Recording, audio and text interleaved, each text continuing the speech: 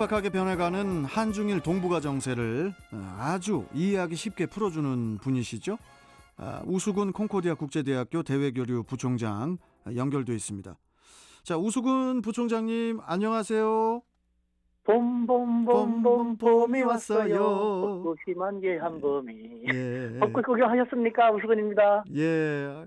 이게 인사 이렇게 하실 때마다 어떤 노래를 하실까 당황스럽습니다. 같이 좀 저도 따라하고 싶어서. 그래도 봄봄 거기 좀 맞췄네요. 제가 오늘. 예. 알겠습니까? 특급 비밀이기 때문에 앞으로 즐겨주십시오, 그냥. 예. 아니 그나저나 저 요새 황사 때문에도 지금 날씨가 상당히 좀 그런데 어떻게 외출을 저기 좀 자주 하시고 그러세요? 아우, 부총장님께서는? 아니죠. 저는 국가 시책에 잘 따르는 범생이랍니다. 아, 범생이시구나. 네. 범생. 밖에 잘 안 나가신다는 얘기시군요. 그렇습니다. 아니, 그 머릿속은 국가가 하는 것이 이러면 안 된다라는 좀 안타까운 얘기를 많이 하고 있는데 예. 행동까지 국가의 시책에 따르지 않는다면 그 되겠습니까? 예. 역시 우리 범생 우수근 부총장님. 자, 그나저나 오늘 저 G2 이야기를 좀 해볼게요. 네. 부총장님, 이 미국 바이든 대통령이 그 취임 후에 가진 첫 기자회견에서 그 중국과의 첨예하고도 첨예한 경쟁이 있을 것이다. 이렇게 얘기를 했다고 해요. 그러면서 이제 중국을 향해서 내 임기 중에는 최강대국 미국의 지위에 도전하지 못할 것이다. 이렇게 이제 경고하기도 했다고 하는데 어떤 뭐 강한 의미를 담고 있는 말이라는 그런 생각이 또 듭니다. 네, 그렇습니다. 그 개인적인 생각으로는 참 안타깝다. 안타깝다요. 세계 최강국 미국이 왜 점점 더 저렇게 국제사회를 힘들고 불안하게 혼란스럽게 만드는지 모르겠다라는 생각이 드는데요. 첨예하고 첨예한 경쟁이 계속될 것이다. 왜 그렇게 꼭 해야 됩니까? 평화 경쟁이라든가 윈윈 경쟁을 하면 좋지 않습니까? 왜 아직도 내 임기 중에는 미국의 지위에 도전하는 일이 없을 것이라는 그런 얘기까지 하게 되었습니까? 그 말은 그 냉정히 따져볼 때 내 임기 중에 미국의 지위에 도전하는 일은 없을 것이라는 것은 그만큼 중국으로부터 위협을 느낀다라는 것이죠. 여태까지 그렇지 않았지 않습니까? 만약에 어떤 상대방이 조그만 상대방이고 나에게 전혀 라이벌이 되지도 않고 한다면은 이런 얘기까지 하고 신경을 쓸 필요가 있겠습니까? 그 상대를 대상으로 첨예하고 첨예한 경쟁을 벌이겠습니까? 예. 앞으로 지휘한 미국서부터 국제사회가 더 혼돈스럽고 불안하고 그건 관계없이 자기들은 중국과의 경쟁에 더욱 선명하게 몰두하겠다라는 안타까운 발상이 아닌가 하는 생각이 듭니다.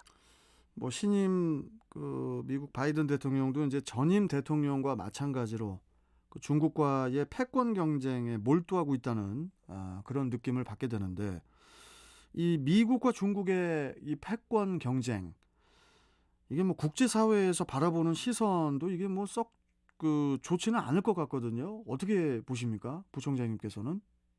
사실 금방 말씀드린 것처럼 패권 경쟁을 좋은 시각으로 바라보는 나라가 별로 없겠죠. 아니면 사람들도 마찬가지죠. 국제사회는 이 코로나19라든가 또 다른 환경 문제라든가 여러 가지 문제가 계속해서 터져나오고 있기 때문에 예. 국제사회가 보다 더 평화롭고 안정된 속에서 윈윈을 구가하는 그와 같은 것에 대해서 정말 서로 지혜를 짜내는 그런 경쟁을 하면 몰라도 패권 경쟁이라는 것은 자기들만의 경쟁이고 또 실컷 좋건 지구상에서 가장 큰 두 나라이기 때문에 그 두 나라가 용호상박을 벌이면은 국제사회 전반에 영향을 미치지 않습니까? 그렇죠. 정말 안타깝고 바보 같은 20세기 대결지향적인 사고를 아직도 세계 최고의 대통령의 머릿속에서 나온다라는 것이 너무도 안타깝게 생각되는 것이죠. 그러니까 미국은 바보다. 뭐 이런 말씀이시죠? 멍청이다. 네. 아니 그렇게 강하게 이렇게 또 모닝 아침에 이렇게 말씀해 주시는데 아니 그렇다면은 이 국제 사회가 미국에 진짜 바라는 게 뭘까요? 또 미국이 중국을 상대로 이런 식의 뭐 감정 소모라면 감정 소모인데 이런 게 어떤 의미가 있다고 보세요? 미국이 중국에 대해서 그만큼 마음의 여유를 잃어가고 있다라는 것이라는 생각이 드는데, 여유를 잃어가고 있다. 예, 제가 미국 바이든 대통령에게 제안을 한다면요. 예. 패권 경쟁이 아니라 양국 간의 패권 경쟁. 그래서 양국도 내상을 입고 힘들고 또 거기에 직간접적으로 휘말려들 국제사회가 그만큼 힘들어지게 될 패권 경쟁을 지완 대통령으로서 운운할 것이 아니라 민생 재고 경쟁, 민생 향상 경쟁을 해야 되지 않을까라는 생각이 드는 겁니다. 일단은 국제사회에서 지완 미국도 G2 중국도 자국의 경제라든가 자국의 사회 안정을 어느 나라가 더 잘하는지, 어느 지도자가 정말 싸우려고만 하는 것이 아니라 자국의 민생 향상을 위해서 얼마나 어떤 식으로 열심히 잘 하고 있는지 그것을 바라보게 되고, 그것을 확인하게 되면은 국제사회는 너 따라와, 너 저쪽 편에 붙으면 가만히 안 놔둘 거야 라는 그런 강압이 없어도 자발적으로 더 잘하는 나라를 쳐다보고 자발적으로 더 잘하는 그 지도자를 바라보면서 벤치마킹 하려고 하지 않겠어요? 번지수를 잘못 선택한 겁니다. 지금은 패권 경쟁 운운하는 것이 아니라 국제사회 민생 향상 경쟁을 위해서 더 생각하고 노력해야 된다고 저는 미국의 바이든 대통령께 충고드리고 싶습니다. 미국도 이제 민생 문제에 있어서 문제가 좀 많다 이런 의미로 들립니다. 이번에 애틀란타 총기 사고도 있었고 이게 뭐 인종 갈등과도 연관이 있다 이런 얘기도 있지 않습니까? 예. 참 여러 가지 복잡한 그 상황인데 아무튼 뭐 미국에 대해서 일단 뭐 한 말씀 해주셨고 그리고 이 이야기를 좀 해볼게요. 그 최근에 그 조선시대 배경 드라마에 그 중국풍 그 소품하고 또 의상을 사용해서 그 시청자 반발을 샀던 그 조선 구마사라는 이 드라마가 이제 방송 2회 만에 폐지가 되는 아주 이례적인 일이 있었는데 이번 사건에 대해서 좀 간략하게 설명 좀 해주세요. 네, 예를 들면은 뭐 역사에 등장하는 등장인물들이 에 대한 검증이랄까 고증이 제대로 이루어지지 않은 채 나왔다라는 그런 것인데요. 예를 들면은 태종이 뭐 백성들을 환상을 보면서 마구 살해한다라든가, 아니면은 훗날 세종대왕이 된 충녕대군이 그 뭐 중국으로부터 온 구마사라든가를 접대하기 위해서 중국 국경까지 가갖고 접대하는 곳은 있을 수 있지만 왜 조선 땅에서 중국 음식, 중국풍의 음악이라든가 중국 옷을 입고 접대해야 되느냐, 이것은 거짓이다라는 것인데요. 저는 이것의 중요한 원인 중에 하나가, 자꾸 이런 일이 번지는 원인 중에 하나가요, 뻔딴, 중국어로 뻔딴이라고 하는데요. 뻔땅? 예, 중국의 이 뻔딴, 바보, 멍청이, 어리석은 자라는 뜻인데요. 중국의 이 뻔딴들이, 중국의 일부 네티즌들이 지독한 국주적인 발상으로 뭐든지 이것은 중국 건데 한국이 어쩌지 이렇게 하다 보니까 한국에서도 성숙지 못한 일부 네티즌들이 똑같은 어리숙한 반응을 보이면서 일파만파 계속해서 이런 문제가 불거지는 것이 아닌가라는 생각이 듭니다. 이거 뻔땅이 그 누구한테 뻔땅이라고 하신 거예요 지금? 중국의 뻔딴들, 중국의 네티즌들, 중국 네티즌들도요. 중국 네티즌들. 중국의 일반 정상적인 합리적인 사고를 갖고 있는 사람들은요. 중국 네티즌 중에서도 정말 뻔딴, 바보 같은, 성숙지 못한, 정말 그 사람들의 감정만 조장해 도발을 시키고 문제만 일으키려고 하는 좀 소시오패스와 같은 그런 사람들이 적지 않다.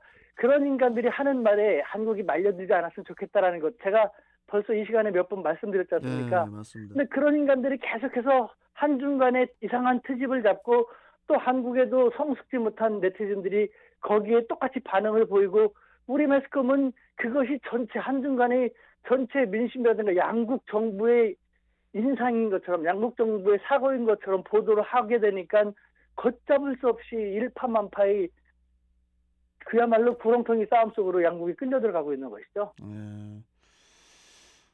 아니 그래도 이제 이 드라마도 좀 문제가 좀 있지 않았나요? 솔직히. 제가 생각할 때요. 지금 말씀하신 것처럼 다큐멘터리, 역사적인 팩트도 문제가 있지 않았나요라고 질문하시지 않았죠? 드라마에도 문제가 있지 않았냐라고 했지 않습니까? 드라마입니다. 그러니까. 드라마에서 어떻게 역사적인 사실을 배우고 공부하려고 생각하는지. 예를 들면은 드라마는 항상 TV라든가 영화에서도 본 드라마는 뭐 드라마의 제목을 위해서 무슨 허구를 많이 감내했습니다라고 하지 않습니까? 네, 뭐 자막을 쓰죠.